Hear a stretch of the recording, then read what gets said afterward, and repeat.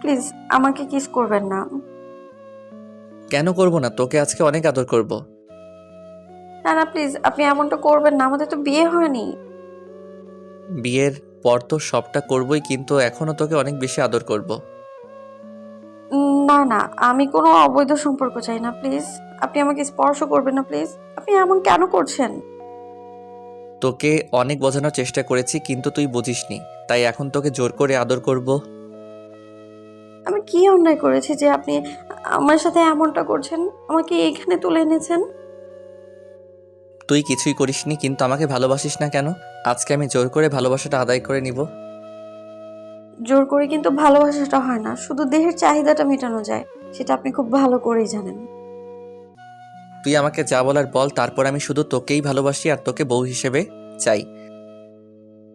আমি তো আপনাকে ভালোবাসি না, আর আপনি সবটা জোর করেই করতে যাচ্ছেন। প্লিজ ছেড়ে দিন না আমায়, এমনটা করবেন না।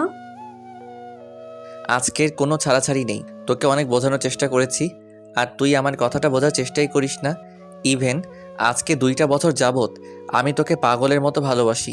তোর সব অপমান অবহেলা সহ্য করে নিয়েছি, তুই বোঝার চেষ্টাই করিস না। আমি আপনাকে ভালোবাসি না, আপনি কেন বুঝতে চাইছেন না? সত্যিকারে ভালোবাসি তো, এই জন্য ভালোবাসিস না, তাই না? কেউ যদি তোর শরীরটাকে ভালোবাসতো আর এই শরীরটাকে নোংরা করে দিত, তাহলে তার মায়ায় পড়তি। 2 দিন পর ঠিকই কোনো নেশাখোরের সাথে রিলেশনে যাবি আর নিজেকে নোংরা করে ফেলবে। কিন্তু আমার পবিত্র ভালোবাসাটাকে তোর কাছে তুচ্ছ মনে হচ্ছে, তাই না? আপনার ভালোবাসাটা যদি পবিত্র হতো, তাহলে আপনি আমাকে অবৈধভাবে স্পর্শ করতে পারতেন না। আপনি আসলে একটা নোংরা মানুষ। আমি তোকে পবিত্রভাবেই ভালোবাসতে চেয়েছিলাম, তাই এত ভালোবাসার পরও তোকে প্রপোজ না করে বাসায় বিয়ের প্রপোজাল পাঠিয়েছিলাম, কিন্তু তুই সেটা রিজেক্ট করে দিয়েছিস। তারপর যখন প্রপোজ করলাম, তুই আমাকে সবার সামনে অপমান করেছিস। 2টা বছর তুই আমাকে ইগনোর করেছিস। এটা কি তোর জন্য অন্যায় ছিল না? তার উপর এখন বলছিস অপবিত্রভাবে তোকে ভালোবাসতে চাইছি। তুই যদি সেটা ভাবিস তাহলে সেটাই, কিন্তু আমি তোকে ভালোবাসি, তাই জোর করে হোক আর যেভাবে হোক তোকে বিয়ে করবই, আর তোকে নিজের করে নিব। আজকে তোকে আমি এমনভাবে আদর করব যার জন্য তুই আমাকে ছাড়া অন্য কাউকে বিয়ে করতে পারবি না। এরপর তুই আমাকে ভালোবাসিস না বাসিস তাতে আমার আফসোস নেই, বিয়ে না করলেও আফসোস নেই। আজকে তোর সাথে রাগ করেই সবটা করব। এত ভালোবাসার পরও যখন তুই সেটা বুঝতে পারলি না, এটা আমার ব্যর্থতা।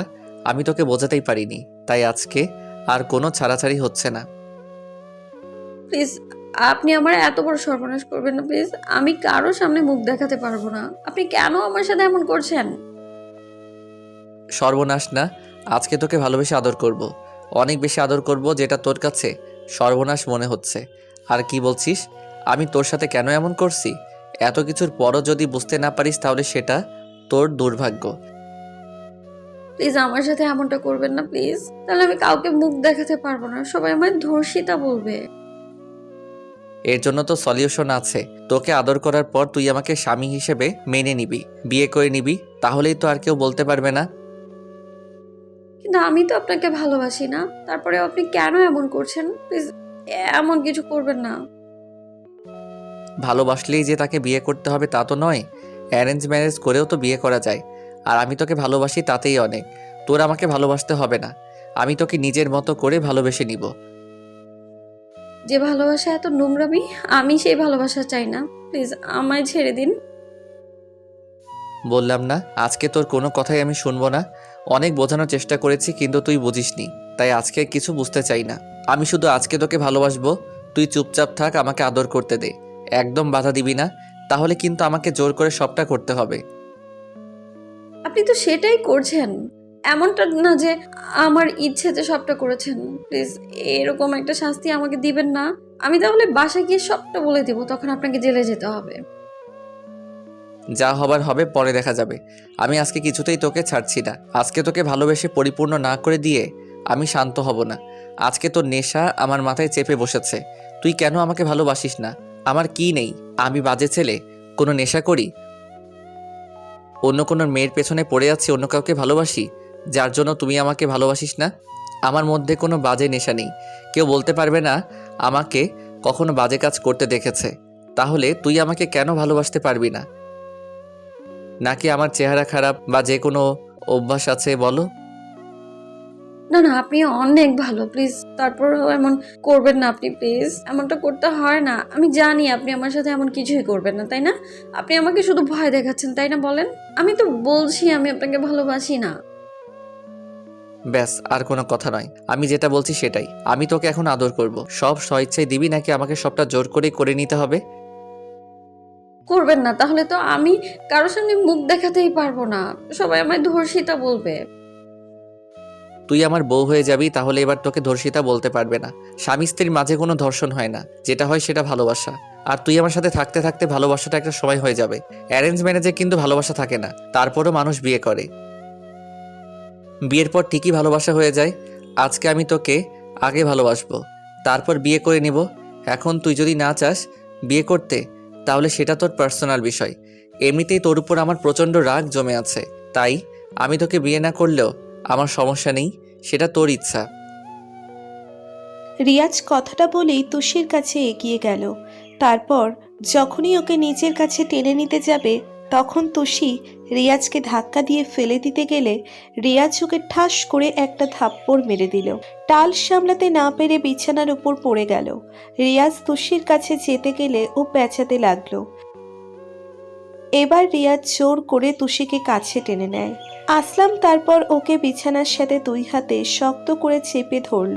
তুষি রিয়াজের কাছ থেকে ছোটার জন্য ছটফট করছে, কিন্তু রিয়াজের শক্তির কাছে পেরে উঠছে না।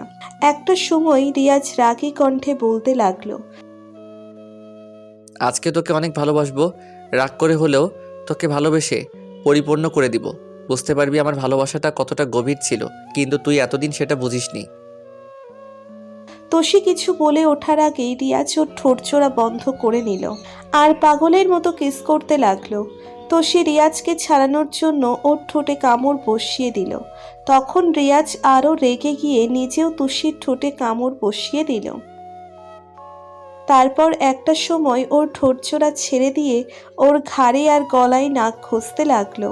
রিয়াজের কাছে এতটাই অস্বস্তি লাগছিল যেটা রিয়াজকে বোঝাতে পারবে না। তারপর ও রিয়াজকে ছাড়ানোর বৃথা চেষ্টা করলো। রিয়াজ রাগের মাথায় ওর ঘাড়ে আর গলায় কিসের জায়গায় কামড় বসলো, যার জন্য তুষির চোখ দিয়ে আপনা আপনি পানি পড়তে লাগলো। তুষি রিয়াজের স্পর্শগুলো সহ্য করতে পারছে না, কারণ ও শুধু ঠোঁটের স্পর্শ নয়, সাথে কামড়গুলোও বসিয়ে দিচ্ছে, যার জন্য তুষির শরীরটা যেন ছিঁড়ে যাচ্ছে। একটা সময় তুষির জোরে কান্না করে উঠল। তখন রিয়াজ আবারও ওর ঠোঁটের সাথে ঠোঁটগুলো মিলিয়ে দিয়ে তারপর ওদের শরীরে একটা চাদর দিয়ে ঢেকে দিয়ে তুষিকে ভালোবাসায় ভরিয়ে দিতে লাগলো। রিয়াজের আদর করা হয়ে গেলে ও তুষির বুকের উপর শুয়ে পড়ে। তুষি আবারও ফুপিয়ে কান্না করে যাচ্ছে। ও পারছিল না রিয়াজকে নিচের উপর থেকে সরিয়ে দিতে, আর এখন সরিয়ে দিয়েই বা কী লাভ হবে, কারণ যা ক্ষতি হবার সেটা হয়েই গেছে। তুষি কোনো কথা বলছে না, চুপচাপ পড়ে আছে।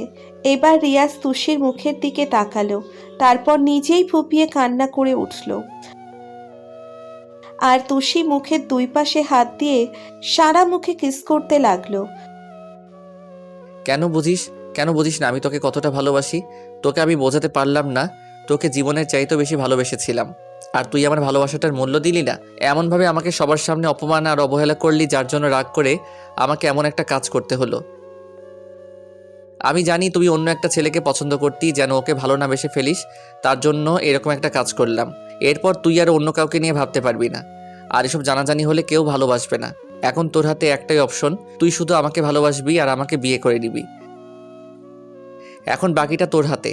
আমি চাইনি তোকে এমনভাবে আদর করতে, কিন্তু দেখ, আমার ভালোবাসাটা তোর কাছে এতটাই তুচ্ছ ছিল যে বারবার তোর কাছে বিয়ের প্রস্তাব পাঠানোর পরও তুই আমার আব্বু আম্মুকে অপমান করেছিস।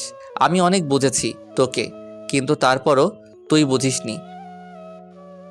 আব্বু আম্মুকে যেদিন ছোট করে কথা বলেছিস, সেদিন আমার কাছে অনেক বেশি খারাপ লেগেছে, তাই আজকে জোর করে তোর সাথে এরকম একটা কাজ করলাম। এর থেকে তো আমাকে মেরে ফেললেও পারতেন, আমি আর কোনো অভিযোগ করতে পারতাম না। তারপরে আপনি আমাকে এমন করে নোংরা কেন করলেন? তোকে মেরে ফেললে তো আমার ভালোবাসাটাই শেষ হয়ে যেত।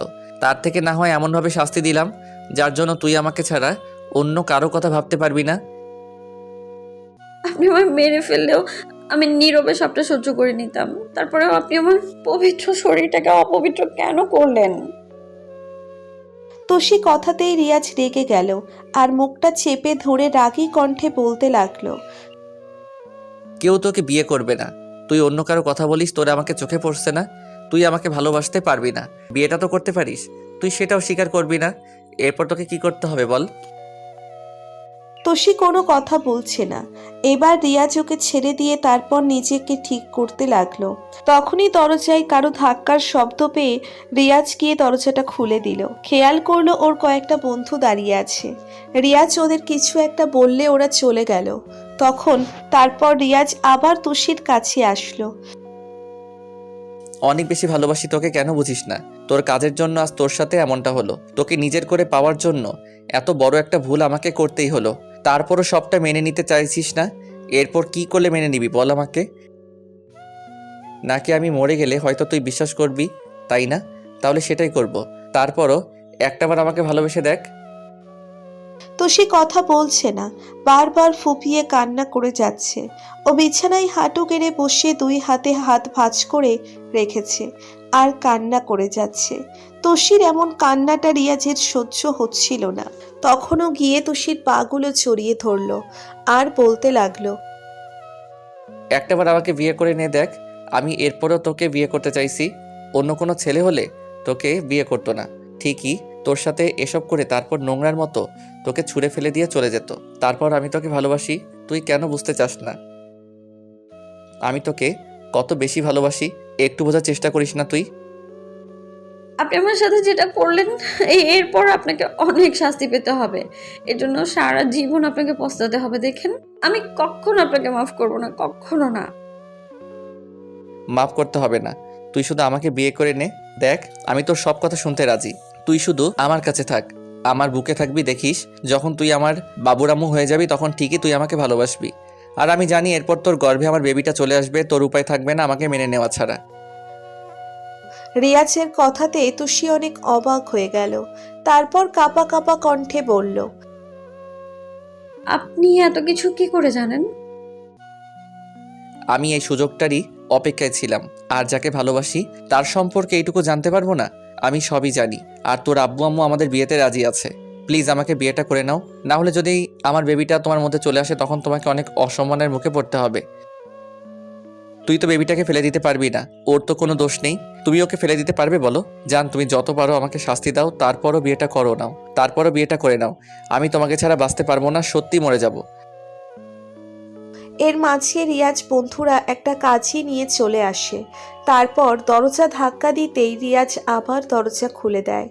রিয়াজ আবারও যখন তোষির পাগুলো জড়িয়ে ধরতে যাবে তখনও পাগুলো সরিয়ে নিল। তারপর রিয়াজের বন্ধুরা এসে তোষিকে বোঝাতে লাগলো। রিয়াজ কান্না করে যাচ্ছে। তখন তোষির মনে হলো ও যে ভুলটা করেছে তার মাসুলটা ওকেই শুধরাতে হবে। তাই তোষি ভাবলো যে রাগ অভিমান করে লাভ নেই। রিয়াজ যে কাজটা করেছে এরপর বাইরে জানাজানি হলে কেউ ওকে আর কখনো বিয়ে করবে না। তাই তো সে অনেক ভেবে চিন্তে বলতে লাগলো। এই জন্য আমি আপনাকে পরে শাস্তি দিব, কিন্তু আমি এক্ষুনি আপনাকে বিয়ে করতে চাই। আমি তো সব কথা শুনতে রাজি, তারপরও শুধু তোকেই ভালোবাসি। প্লিজ বিশ্বাস করো, আমি তোকে ছাড়া বাঁচতে পারবো না। তাহলে আমাকে এক্ষুনি বিয়ে করে নিতে হবে। আর আপনি আমাকে স্ত্রীর অধিকার দিবেন। বাসায় গিয়ে কি বোঝাবেন সেটা আপনি জানেন। আমার আব্বু আম্মুকে, আপনার আব্বু আম্মুকে, সবাইকে আপনার রাজি করাতে হবে। তারপর আপনার বিষয়টা আমি পরে দেখে নিব। আমি তো বললাম তুই যা শাস্তি দেওয়ার দে, আমি মাথা পেতে নেব। তারপরও আমি শুধু তোকেই ভালোবাসি। তোষি জানে এখন বিয়েটা না করলেই ওকে পস্তাতে হবে, তাই বিয়েটা করে নেয়। তারপর রিয়াজের বন্ধুরা চলে গেল। তখন রিয়াজ তোষির কাছে এসেই ওকে বুকের সাথে খুব শক্ত করে চেপে ধরল। রিয়াজ এত জোরে জোরে কান্না করছে যেটা তোষির সহ্য হচ্ছিল না। তারপরও না চাইতেও ভাবতে লাগলো রিয়াজ এখন ওর স্বামী, তাহলে ওকে কষ্ট দিয়েই বা লাভ কি? আর তাছাড়া এরকম একটা কাজ করছে, হয়তো ওর উপর তোষির রাগ থাকবে। তারপর একটা সময় রিয়াজকে স্বামী হিসেবে মেনে নিতে বাধ্য হবে। তোষিও এবার কেমন রিয়াজকে শক্ত করে জড়িয়ে ধরে বলতে লাগলো। ভয় পাবেন না, আমি আপনাকে কোনো কষ্ট দেব না। আমি তো ভয় পেয়ে গিয়েছিলাম যে এরপরও আপনি আমাকে বিয়ে করবেন কিনা, কিন্তু আপনি আমাকে এত ভালোবাসেন যে আপনার ভালোবাসাটাকে উপেক্ষা করার শক্তি তো আমার নেই। আর কখনো এরকম ভুল হবে না। দেখো, শুধু তোমার জন্যই আমি এরকম একটা কাজ করেছি। এখন থেকে অনেক বেশি ভালোবাসবো। আমি জানি সেটা। আমাদের ভিডিওটি কেমন লেগেছে তা কমেন্ট করে জানাতে ভুলবেন না। আর ভিডিওটি যদি ভালো লেগে থাকে তাহলে একটি লাইক করুন আর সাবস্ক্রাইব করে আমাদের পাশেই থাকুন। ধন্যবাদ সবাইকে আমাদের পাশে থাকার জন্য। আল্লাহ হাফেজ।